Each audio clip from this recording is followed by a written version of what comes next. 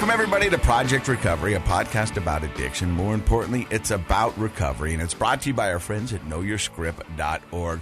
If you want to know more about opioids and how to talk to your doctor, how to talk to yourself, if there's safe alternatives, all you need to know is right there at knowyourscript.org. And without them, we wouldn't be able to do this podcast. I'm Casey Scott. That is Dr. Matt Woolley. He's a clinical psychologist. It's true. It is true. So that means you went to a lot of school. I just kept going. If you keep taking out student loans, they'll just let you stay in school forever. Let me ask you this. Are you still paying student loans? Yeah, I'm almost done, though. So you've been paying student loans longer than you went to school. Oh, for sure. Yeah.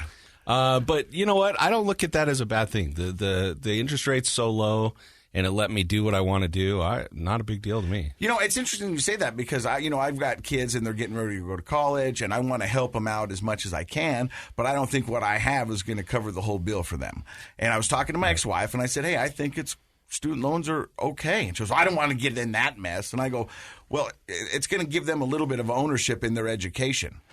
See how bad they really want to go to college. If they just want to go and waste 5 years, then I've probably got about 2 years of funds saved up. Yeah, no, I mean, I think you should help your kids out if you can with college. I also think they ought to have some skin in the game. It makes anytime you work for something, it's more meaningful to you. I was fortunate enough to be a workaholic during college, so I paid for my undergraduate myself, and then I didn't take out student loans till graduate school because you can't really work as much during grad school. Right. But I don't regret it at all. I don't understand people that there are two types of debt. Yeah. That are okay. Okay. Because they're investments. One's your house, and the other's your education, if that leads you to something you want to do and be. I'm so glad that I don't have some job that I hate. I love my job. I love that. I'm grateful for it. And now what I'm going to do is I'm going to bring this back to the recovery podcast. You've got to have some skin in the game. Yeah, you do. There's so many addicts out there who have tried to quit for the wrong reason. There you go. I being one of them. I think every addict at some point has tried to quit for the wrong reasons. I remember when me and my ex-wife were going through rocky times. Why can't you quit for me? I've tried. Why can't you quit for the kids? I tried. And I wholeheartedly tried. I stood above their beds, made promises that I totally intended on keeping. I will never do this again. But guess what? I did it again.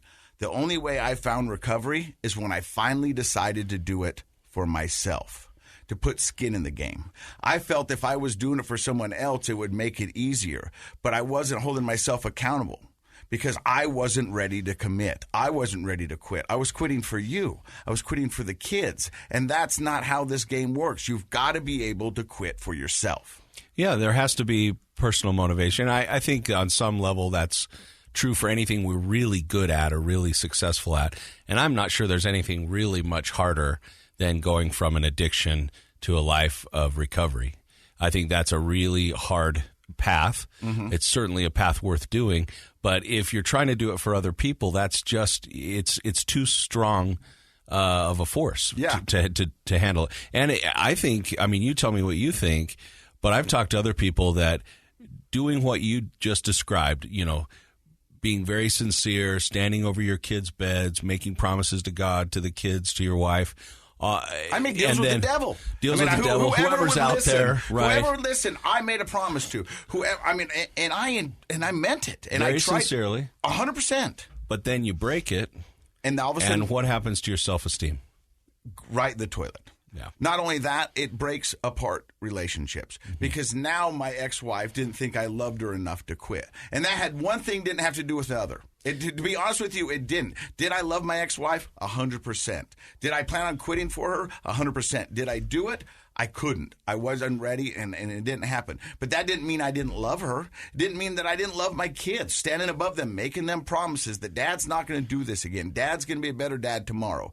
Because I didn't do it, did that mean I didn't love my kids? No. And I know that now. I love my kids with all my heart, and I would give them everything I could, and that's why I'm trying to do it. But I'm doing it for me. Because when I'm better, I'm a better person for them.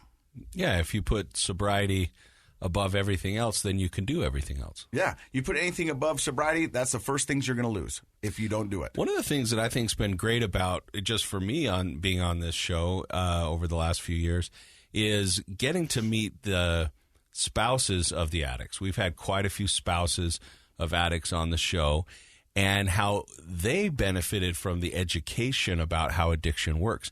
Because I'm sure your ex-wife did feel like he doesn't really love me. 100%. And I know kids grow up in homes with alcoholic or addicted parents, and they often feel like my mom or my dad don't love me or they would stop.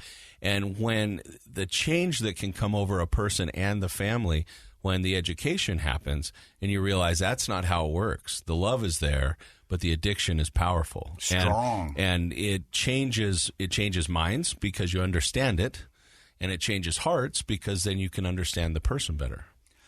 All right, before we get to our guest, I have another thing I want to talk to you about. Right on. And I know we've talked about it before on this podcast, but I hear it quite a bit lately. When talking with parents, when talking about loved ones, talking with exes about their loved ones who are addicts, and they go, I don't know what I'm doing. Leopard doesn't change his spots. You know what I mean? Can't teach an old dog new tricks. Yeah, yes, it does. You can teach an old dog new tricks, Absolutely. and a leopard can change its spots. Yep. The one thing goes back to what we were talking about previous is you've got to have skin in the game. That person have to want to do that. But we show you week in and week out of people who have changed, who have made miraculous changes, who have changed their lives for the better. We've had people here who have been in dire straits, living on the street, homeless, selling their bodies to feed their addiction, now living fruitful lives and being contributing members of society. So you tell me people don't change? They do. They change. They absolutely do. They absolutely can. I think it feels daunting when you're in the depths of something like an addiction. It's hard sometimes to wrap your mind around it, or if you have a loved one that hasn't changed time and time again, they've had relapse time and time again. I understand the discouragement, but that's what I love about this show and similar shows that are out there is showing that recovery is not only possible, but it's happening all the time. And some of the very best people in our communities that are doing so much for our communities are recovering addicts. 100%. And that's what's so amazing is that we're going to meet our guest here in a second. But when the mics were off, she goes, I had lost everything. And she's got a TikTok video that we're going to play for you in a bit. She goes, I lost everything. You love the TikTok, don't you? I do love the TikTok. Yeah. But the thing about that, and I've said that before, I lost everything. Yeah. And that's not true. I didn't lose everything. Everything means you got nothing. I had something. I lost a lot of things, but I didn't lose everything because I'm still here. And I still got a cup. And I would say all the good stuff came right back. Yeah. And but sometimes in the addict brain, that is so hard to comprehend. After you've seen living in a nice house and all these things and the cars and the jobs and all that stuff, to not having anything, it feels like you lost everything. But you didn't. Because you're still in the game. You still got moves. You can still do stuff. And you can get all that stuff back. That stuff is... And make it better than it ever was, especially when we're talking about relationships. Yes. And so a leopard does change its spots. You can teach an old dog new tricks. And you know what? Recovery is possible. And this podcast is proof of that. We show you week in and week out. Yeah, I love it. It's fun. It's fun. I drive over here from every week when we record. I drive over here from my downtown office, and I've had other things on my mind, and I get excited as my mind shifts to thinking about our guest and what relationship we're going to make with our guest and what we're going to learn about their lives. It's uplifting for me. Not that my job feels like a downer, because it doesn't, but it's fun to leave the bureaucracy of the university in the rearview mirror and drive over here and have a real positive experience. I look forward to it every week. Well, you're going to look forward to our guest today. Her name is Stephanie Ross. She did say when the mics were off, she lost everything. We're going to find out more about that. You're listening to Project Recovery right here on KSL.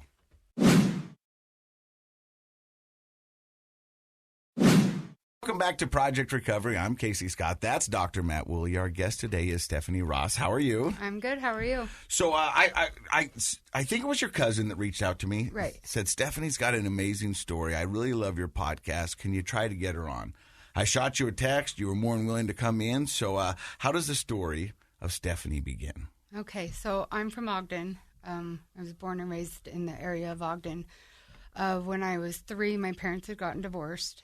And my mom had married my stepdad. And my earliest memories are in a bar. My mom and my dad owned a bar, or my stepdad. And it was called The Frog.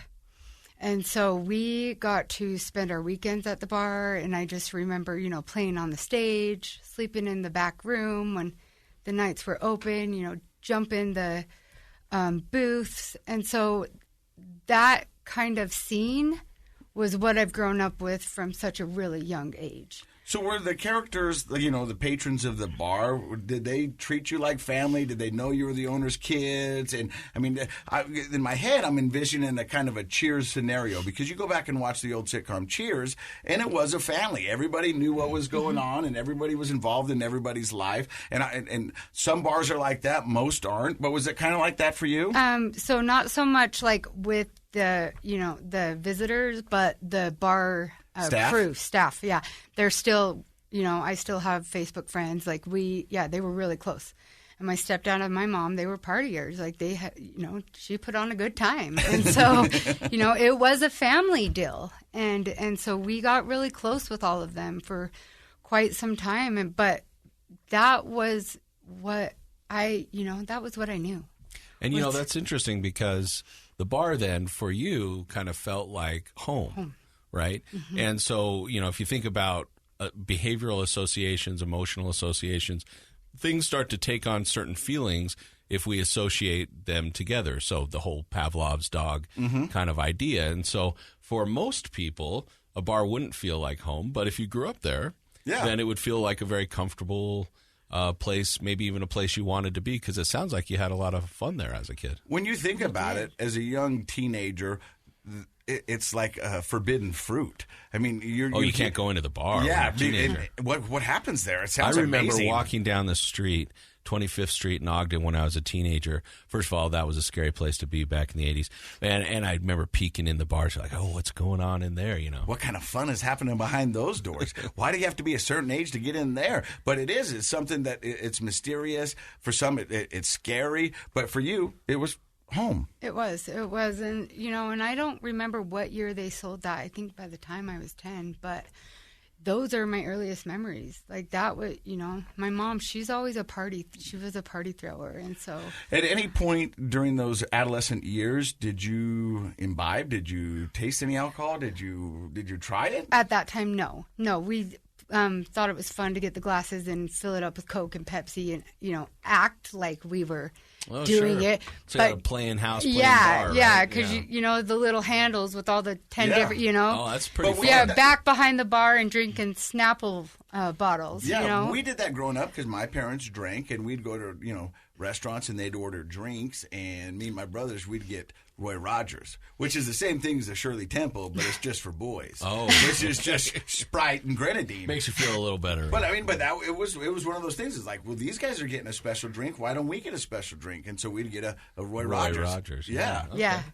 So, we did that at that time throughout the bar stages. No, I didn't try anything. And then they sold it when you were 10? I think it was right around I was 10. Mm-hmm. I can't remember for sure. But that's most of your early life, most of elementary school growing up at the bar. Yeah, so my dad had custody of us when they split. And so, but then throughout my whole life, it was jumping back and forth between the two houses. Mm-hmm. And so I never had a place where I really fit in, and then switching schools. And then my mom liked to move. So it wasn't every other year at the same school. It was like in Ogden or out in West Haven. So we moved a lot. And I would I'm very social, very friendly. And I just find someone to fit in with. But so you really never had a place to plant your roots?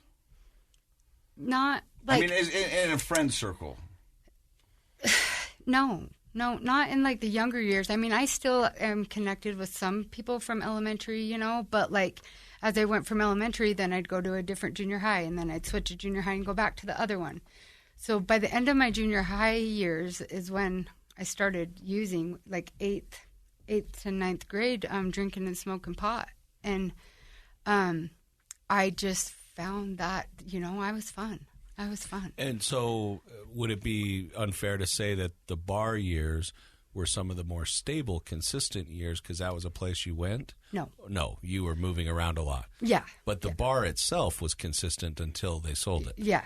And so that might even make the bar feel a little more like home because with all this moving around until you were 10 or so, you had the bar to go back to and the family of the staff and everybody. It's interesting. Yeah, and you know, my dad had gotten married to my stepmom, and we didn't have a, you know, me and her weren't a good time. You didn't vibe. Yeah, no, and he worked nights, and I wasn't allowed to call my mom, you know, because me and my mom's relationship was toxic, but like she was my person, and so your stepmother wouldn't let you call your mom if you were upset or No. wanted to. And Nope. for the young kids listening, back in the old days, you didn't have a phone in your pocket that you could go in another room. No, and you call. had a Yeah, phone no. with a large cord And that it draped around the whole house. Right. And yeah. it Or a was in the cordless if you were kitchen. lucky. yeah. it was in the kitchen where the, you know, Everyone part. could listen to your call. Yeah. Yeah, and so, you know, at those times, like, you know, that's when I started,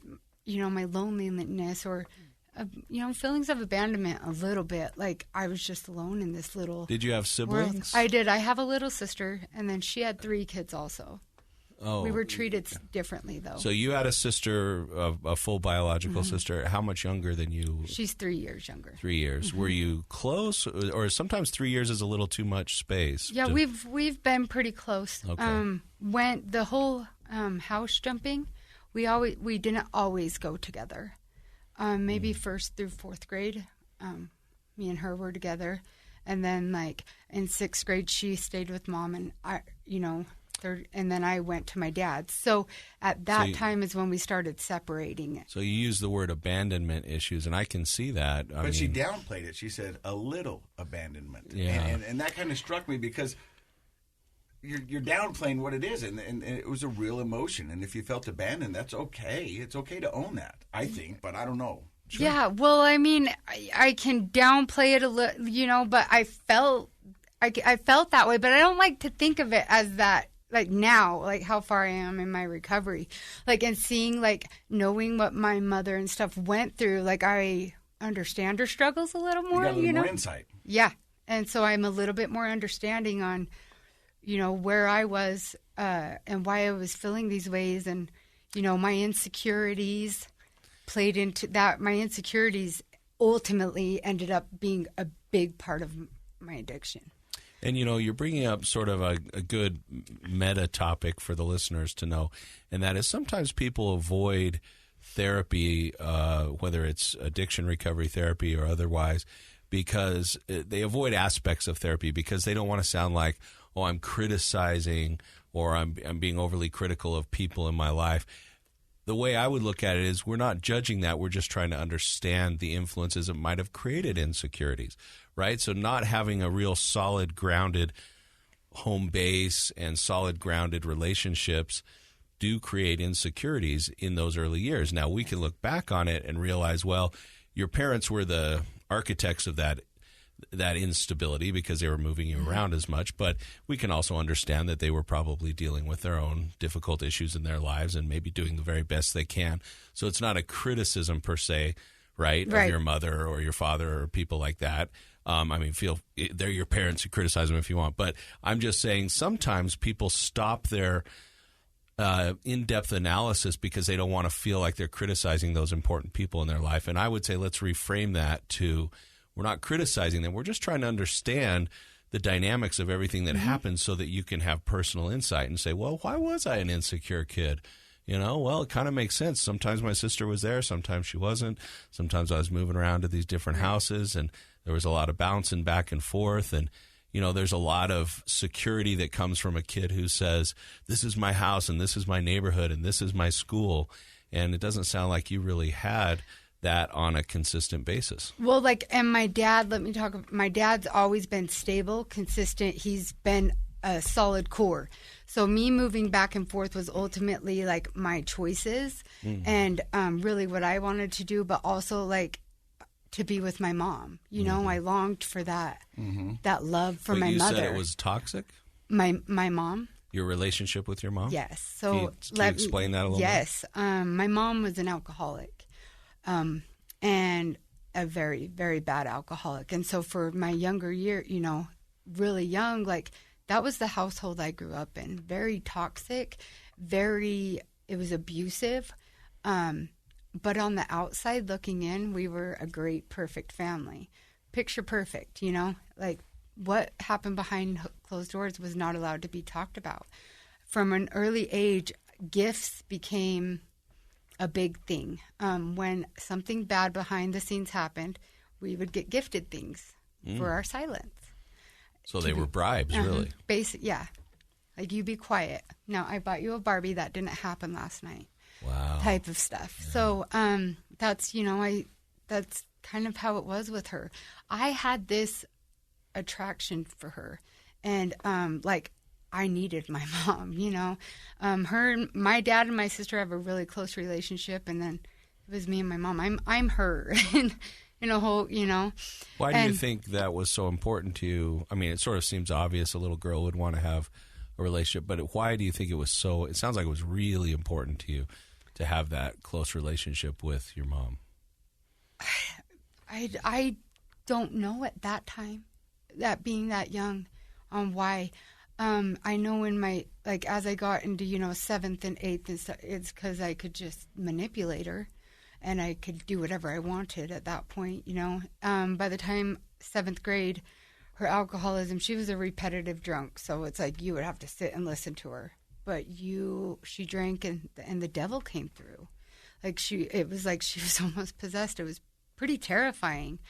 And she would drive us around, and take me to the skating rink 3 times a week, Mom, because that's what I want to do, and if I didn't want to go to school, I didn't have to, and she would just do whatever I wanted. And so 7th grade, she finally, we were at my dad's for the weekend, and come to find out, we come home and she's in treatment. She got herself into the ACT in Ogden for the first time. So at that time is when we were first introduced to AA, and at that time, I'm like, wow, you could see a whole different person of my mother. She was great. If you knew her, you loved her. Like at her funeral, there was 500 to 800 people. There were people that just kept coming and coming and coming. She was a good person. And so that was our first introduction to recovery. And it was like, wow, this is pretty neat, and we would go to all the events, and she would help.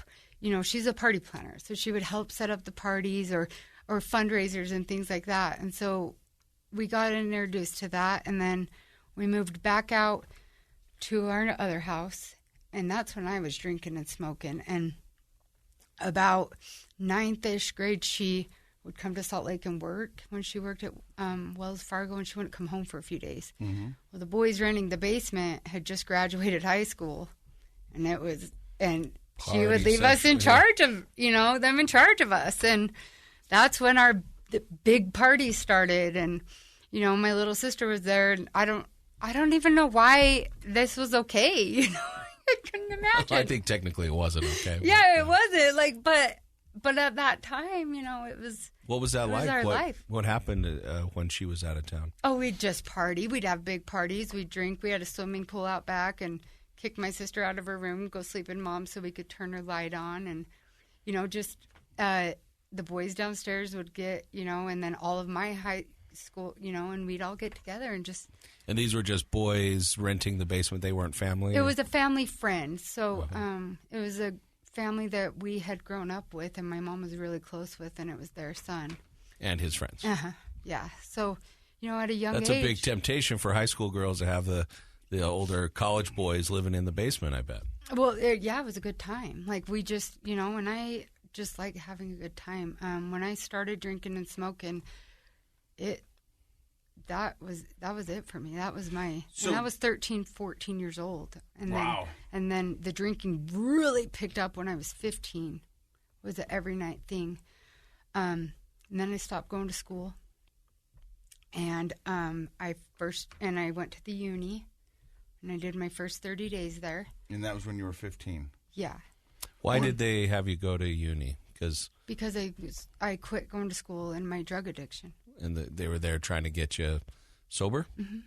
And through some schooling. And so I'm going to stop you right there. We're going to come back because I want to figure out, you said your drug addiction, but up to this point we've only known about alcohol and marijuana. So we're going to find out more about that. You're listening to Project Recovery. Welcome Welcome back to Project Recovery. I'm Casey Scott. That's Dr. Matt Woolley. Our guest today is Stephanie Ross. And you were just talking about that was when you first got your stint in uni, which is a university hospital for detox drugs. And currently the name's changed. Yeah. So it was University Neuropsychiatric Institute.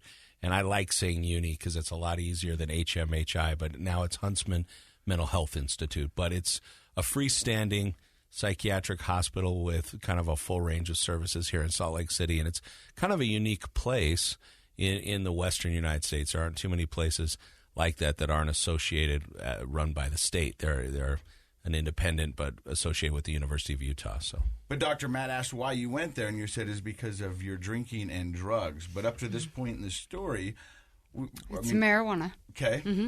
And so they send you there to get some schooling and kind of just check you out, see how everything's going? Because they quit going to school. Like, she started drinking again and had relapsed, And so what I got to do was anything I wanted. And so I'd take off in her car and I'd quit going to school. And, it all stemmed from the drinking and getting high. And then, the little red devils at that point and a little bit of mushrooms. The red devils were terrifying. If I remember, red devils were a form of kind of speed, over-the-counter speed. Amphetamine. It's Sudafed. Cold and cough, yeah.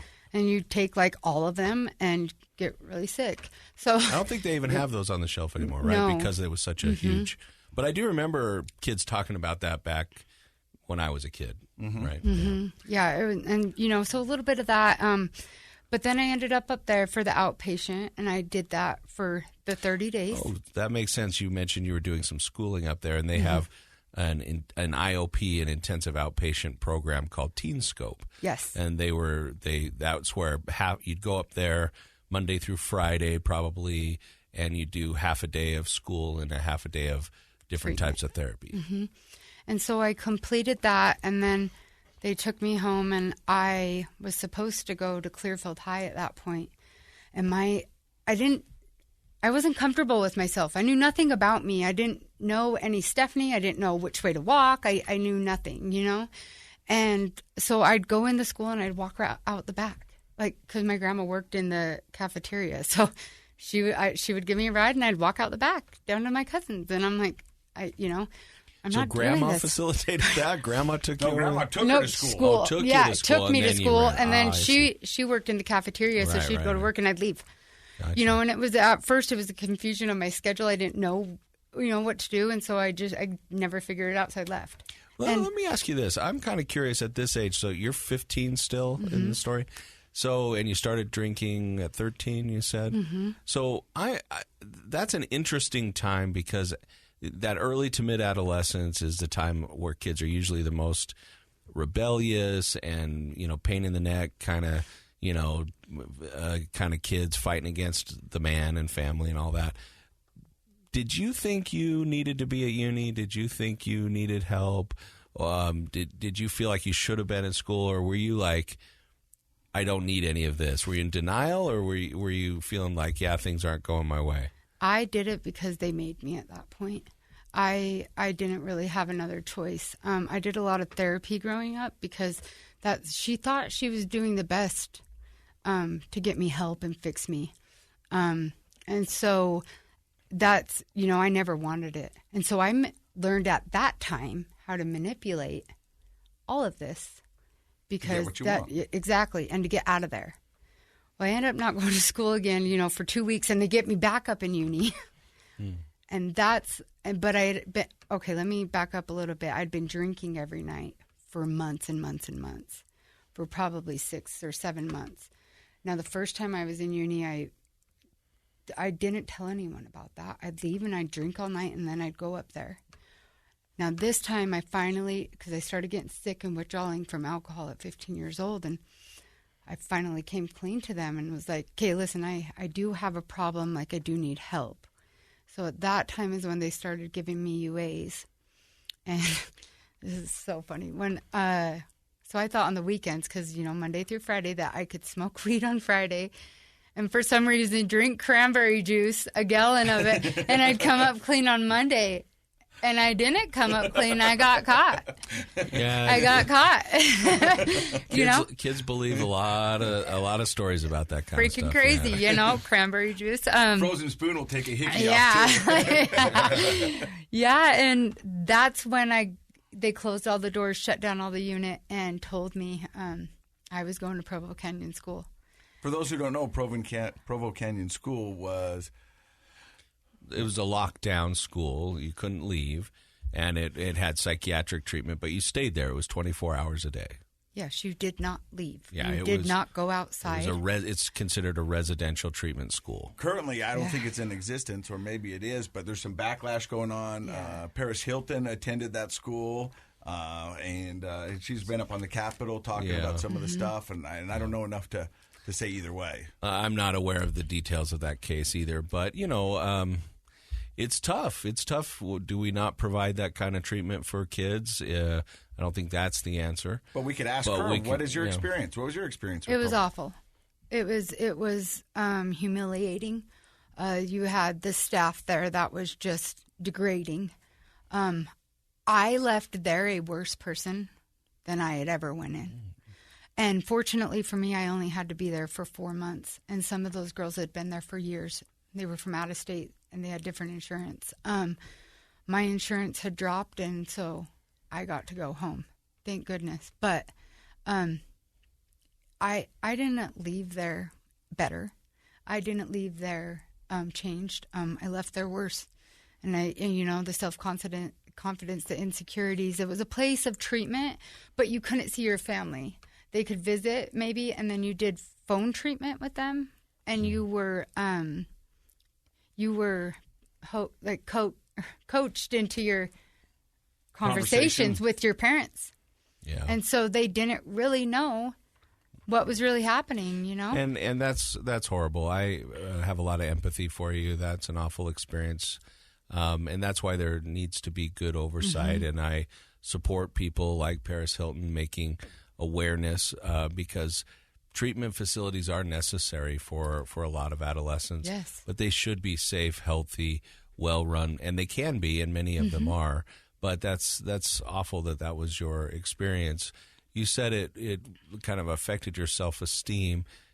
Was there anything that comes to mind? Like, I think the listeners might be curious, like what happened in there that made you feel like a worse person? Yeah, you just had adult women that were supposed to be like that at that point was your parental supervision or the humans that you only had to look up to because you couldn't even leave to the outside world. You couldn't walk outside.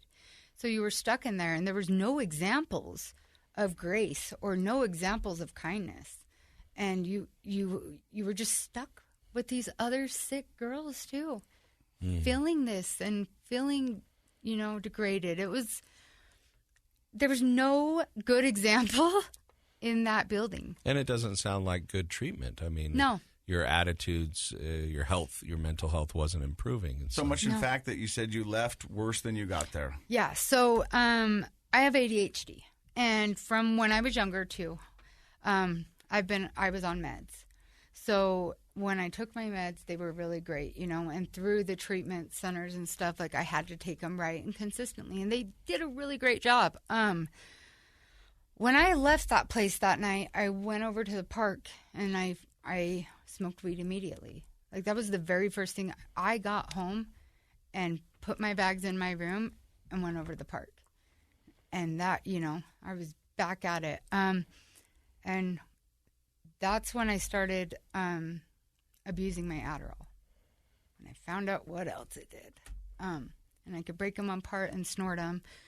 And that took me. So now you've gone from like alcohol and marijuana, which are kind of mellowing and they're can be depressants, and now you're into stimulants with snorting Adderall. Up for days, just like, wow, this is the greatest thing. Look at everything I can do. I lost weight really, really quickly. Although I'd been on it and then that was part of my confidence. I lost the weight and my confidence boosted. I was the queen of Stephanie, and and then within a few weeks coming down off of that was so it was painful. It was so sickening. When you ran out of Adderall, is that what you're saying? No, just like when I was at the, when I got real tired and needed to go to sleep. Like, Yeah, I mean, you're not supposed to be up for 4 days at a time. Yeah, No, that's true. I've heard that. Yeah. Yeah. And so eventually your body goes, hey, look, we need some rest. And you're saying when your body said, hey, it's time to sleep. It did not feel good. Yeah. Yeah, and so I knew what I have, older cousin. I knew what he was doing, and I quickly switched over to meth. And so my meth addiction started at 15, 16 years old. I got my first DUI at 16 for being high on meth. And they took me up to a behavioral center and wouldn't keep me in Ogden. Like, they arrested me in Davis County, took me to Ogden, and those people are like, come get your kid. It's like, we're not keeping her. You need to come get her. And so my dad came and got me. And, of course, like, I was just mean and evil. And this was a few months before my dad moved to Okinawa. And they had talked about me going. No way was I leaving my new lifestyle to go there. Like, how am I going to take my drugs with me? I couldn't. I think, correct me if I'm wrong, that's the first time someone on the show has said my dad moved to Okinawa. It is. So, just out of curiosity, why did your dad move to Okinawa, Japan? He worked on the base. And so him and my sister moved over there as civilians. And so your sister went? Yes. You stayed home with your mom. Now, is your mom currently using alcohol at this time? Yes. Yeah. So she's drinking, and what happened was I had been coming down, and I was at her house, and she was really drunk. And again, she was terrifying, but I grew up through this my whole life. But now into my addiction, my emotions are a different kind of, like, I can't walk away from her, and really heightened, and I'm really mean. And so we get into a big fight this night, and I'm like, leave me alone, let me sleep. And that's not what happened. And so it was really, really physical with her and my aunt. And my dad ended up picking me up and moving me down with a family in Salt Lake that I'd become friends with, and thought that was, the safest place for me. I really didn't have another option. I mean, I have a lot of family, but nobody wanted me. I'm out of control, just doing everything I want, because at that point, anything that Stephanie wanted, Stephanie got, and I was destructive. Nobody wanted anything to do with me. So I moved down with this family, and that's the first time I got clean off meth. Probably 17 at that time. But I never stopped using. I started drinking down there and doing lots of pills. And so, and I thought, being off meth, that I was doing the right thing, but no. Like, you're just substituting. I was continuing my addiction in a whole other sense. And I lived down there for about 4 or 5 months. Now, as I mentioned earlier with my mom, her saris were things. So she got me an apartment. So I would move back down here. And that was my hush. So she bought you an apartment. That was her present. That was her, You don't talk about it. You just live here. But you got to get a job, Stephanie, and you have to stay clean. And by this time, I had relapsed down there once or twice and come home. And I'm like, well, you're paying for this. It's paid for. I'm here. I'm not doing that. What did you like about meth? Like, why was that a drug of choice for you? I just, it gave me confidence. Like, I lost the weight. I just loved the way I felt. Like, I just loved going, I never had any direction. I never really had any consequences. I just got to do what I wanted to do, and that's what I wanted to do. And for the DUI that I had gotten a few years prior at the apartment, I ended up having to do 30 days in jail. Was my first time. My uncle, I hadn't paid about $100 of my fine, and my uncle called them and was like, she's messing up. He's such a hypocrite, because they used with him but I wouldn't give him anything anymore. So he called my PO on me, so I went to jail for 30 days for my first time. And then I ended up... You're actually using with your uncle, but then because you wouldn't give him any more, he turned you in. Yeah. Wow. You're listening to Project Recovery. We're going to find out how Stephanie's rock bottom came about and what she's doing now. You're listening to Project Recovery right here on KSL.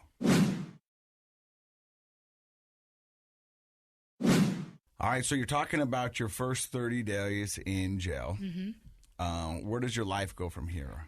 So I get pregnant after that with my son, and I got clean, quit smoking, everything. Had that baby boy, and he was going to change my world. No. I gained a lot of weight. Again, I'm right back to the meth. And so, I use that as my staple, like to... Because you know it works. Yeah. And then, the spiral. Then I got pregnant again, and God, I hope she doesn't see this, but I need people to know the truth. Like, I didn't stop with her. I didn't get clean with her. Her dad started leaving me for days, and I didn't know how to cope with any of that. And so I used with her the whole time. I had her, and she was perfectly fine. She's been perfectly fine since. God was watching over her. And then I got in trouble again right after she was born, and I did drug diversion in Weber County. Mm-hmm. And I got clean off meth for a year. I didn't do anything. I didn't go get a job. I didn't do anything. I was just like, I'll get through the program like they want me to, but I drank every weekend. So I manipulated my way through that program too. And then as soon as I was off, back out. And that's when I started shooting up. So you went for shooting meth or shooting heroin? Meth. So I was back out, and that's when I started shooting meth. It was 21. Yeah, she was 21, 20. Yeah. And so that took me down a whole nother spiral. I was already the devil. I was already so mean, but that was a whole nother Stephanie that was just, it was terrifying and scary. So I'm just going to, can you give an example? Because you've mentioned, that you were the devil, and you've said, he's like, well, what are you talking about? I was so mean to people. I took advantage of anyone I wanted to. My family, they've always been there and supportive, and I would just, you give me money and then just mean to them. So you weren't gracious. They'd give you money thinking that you were going to say thank you, and you were just entitled to it. Yeah. I was entitled to whatever I wanted. Yeah. I was I would leave my kids with my dad. It was his responsibility to care for them. All of these things. You just expected him to do the parenting. Yeah. And, but I didn't want to take them out in that world. I didn't want to involve them in any of that, because here I am, 6 years in, I know what's going on out there. And so I left them, and then I got a ticket in the beginning of 2011, and the judge had ordered me that I needed to do classes. In September of 2011, I decided that I was going to get clean and I was going to give these classes a chance. So I stayed home for 4 days, and I couldn't do it anymore. I just did not have that will to actually, the want to do it. And I You left. didn't have the will to do the drugs or to stay clean? To stay clean. Okay. I wasn't ready. And so I left that weekend, and this is the weekend that changed my life. My sister had found me, and she tells me, we can't find Mom. She's missing. And she'd been drinking and throughout the years still. She'd gotten a DUI in April that year, and she went to treatment, but then she was, back out. But me and my mom had a really sick, toxic relationship. So, we kept each other sick. I'd go to the liquor store for her, and then she'd give me money for my dope. Or, when I was really, really sick, she would pick me up and take care of me and feed me and, nurse me back to feeling better. And then I'd fight with her, and I'd leave. And we just had a really sick relationship. And this weekend, my sister, she's like, we can't find Mom. And so there were some suicide notes that were left, but this was a routine thing that we'd gone through a lot, that she drinks, she drives. She said she was going to kill herself and end up calling the cops on herself and going to treatment. So it was a thing that we did a lot. This time was different, though. She left her purse and her computer and everything. And so the sheriffs pinged her phone up at Pineview, around there at Huntsville. And my cousin Natalie and Jeremy and his wife and them, they went looking for my mom that night. And no luck. So the next day they did a lot of flyers and posters and, put word out on Facebook, and everyone went looking for her, and still nothing. And I had broken into her house at that point, sitting on her couch, like knowing that she's going to pull in with that BMW. She's coming home. So I just sat there and stared out the window. And that night, the owner of Academy Mortgage, I just found this out today, is who funded the helicopter to go up around the dam. And it was like 7 o'clock at night. I'm like, this is really strange and weird, but it was God's timing that a light had hit off of her car, and they'd found her in the dam. She'd ultimately, her alcoholism led to her suicide, and she ultimately took her life. And driving, they weren't going to tell me, but I had someone on search and rescue that called and told me that there was a car found. And so I headed up there. I had to know, and when we got there, the sheriff, or the fire chief, he was like, well, we're going to put you up over here. And about 5 minutes later, they just said it's her. And that's when my whole world turned. And my mom was gone. The last thing that I ever thought would ever happen, and so that was September 6th of 2011, and I went right back to her house, and I became worse than I ever was, ever. I took over her house like I deserved it. Like I went in the house like it was mine. I went in the house and just really, she was a hard worker. She really tried to have nice things, and she worked her way, and I just really took advantage of who she was and just destroyed her home. And over the next year, the meth wasn't doing it for me anymore, and that's where the heroin comes into play. Something that I would never touch or use became my safe, my safe place to hide my feelings. It is what it was. But it took me down faster in that year than the previous using ever did. And on September 4th of 2012, I always said I wanted to be clean before her anniversary date. I got arrested, it was August 22nd, I got arrested in Davis County. And I called my family, like, get me out of here. You guys have to get me out. And they told me no. And that was the best thing that they could have ever done for me. They finally told me no. And I ended up in the drug court program. And at first, the first 4 months, I was doing it again for everyone else. That's how I'd always done my programs. Because at the end of it, I could be back to whoever that girl was, And so I relapsed in January of 2013, and the judge, when I first went in, I used on a Monday. I went to court Tuesday. He gave me 4 hours for being honest. And I was like, oh, I got away with it. And then the next day I didn't use, but I U8 again, and my levels were higher. And I believe that was God. And I had to turn myself in. So your levels actually had gone up even though you hadn't used? Yeah. Interesting. And if I would have gotten away with that, I would have honestly probably continued that behavior that I'd always known, But I had to go to jail. They put me in the work center so I could go to treatment from Davis County. So I had to walk 1.5 miles, like back and forth to the bus stop. And this was in the dead of winter. It was snowing and it was icy. And I had 2 pants and 2 shirts for 3 months. And it was the most humbling experience I'd ever been through. Is those months. And at that point, I was like, that's when I'm going to change. Like, I have to change. And so, at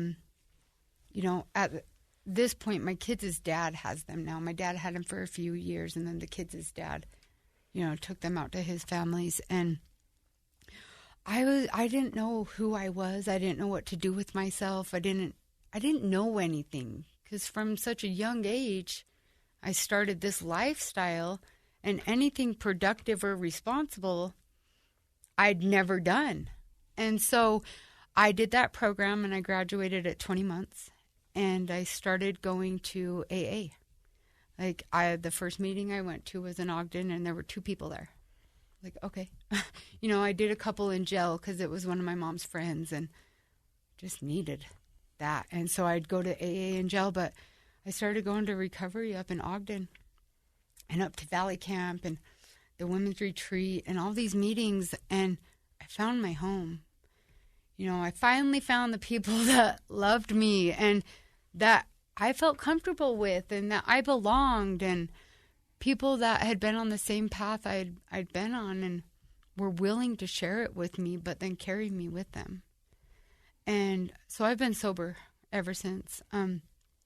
I've been clean on her anniversary date every year.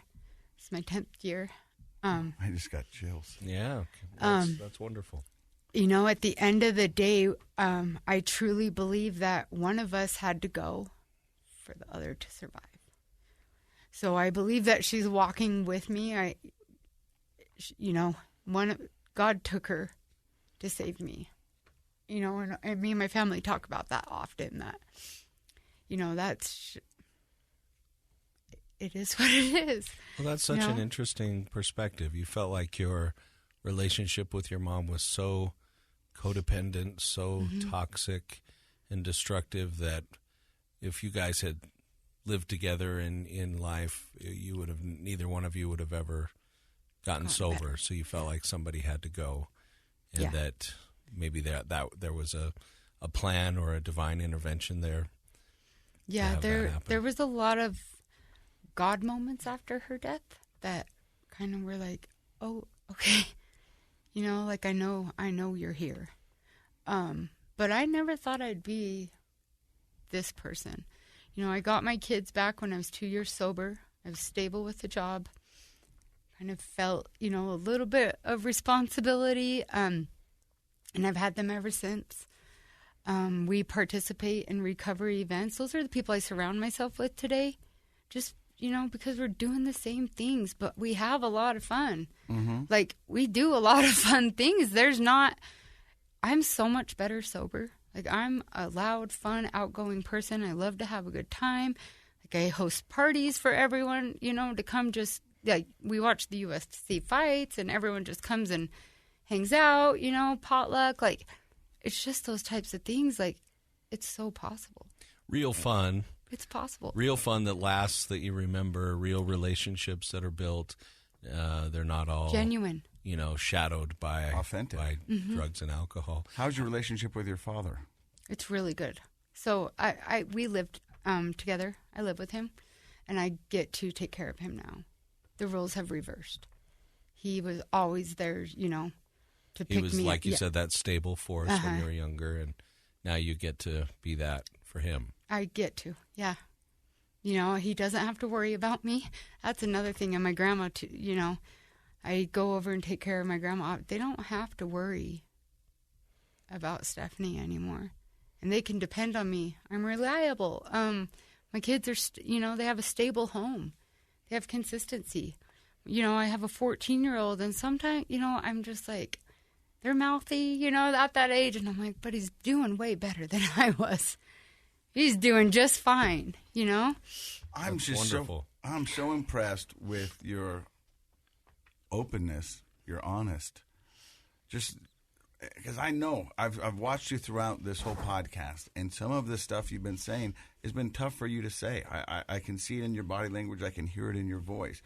But at one point during the podcast, you said, I hope they don't see this, but they've got to know Secrets make us sick, and if we hide stuff, we're not doing them any benefits. And I think you're going to help a lot of people with this podcast and your story. Dr. Matt, what are your thoughts? No, I absolutely agree with that, and I admire your courage to come on and share your story. Even though you've been sober now for a decade, it's still challenging and takes courage to be able to share your story. My question for you is, so I often think in terms of people's development, and during your important developmental years, you were kind of running wild. You were kind of a feral kid. You weren't even required to go to school, and you mentioned that you didn't know who you were, and that's a result of that, unstructured childhood. You don't, when you can just run wild and get involved in drugs and alcohol at a young age, you don't really develop a healthy sense of self. But I get the sense that maybe you feel like you have a better sense of who you are now. Would you agree with that? So let's ask you, who are you? Today I'm Stephanie. I'm a mother, a daughter, a wife. I'm a homeowner. I'm a friend. And I just genuinely love people. I want to see people succeed. I want to help them if I can. My sponsor and them, they are all in the big book and about sponsoring other people, and I'm trying to raise littles right now. So I'm just hoping just to share my story even to help someone else. Or if people message me, I'll talk them through, that is my contribution, giving back. But talking about it, I just hope that it gives someone hope. It's possible. I was supposed to be that girl my entire life. That's who I thought I was going to be. And these last 9 years have been everything but that. It's been a growing, challenging, full of blessings. I always say your struggles give you your greatest strength. And I'm definitely my best self today. And what I see is a strong, beautiful, confident mother. Yes. Thank you for sharing your story. Thank you for stopping by and listening to Project Recovery today. Don't forget that it's brought to you by our friends at knowyourscript.org. And in case you forgot, Project Recovery is what? A KSL podcast. You got it.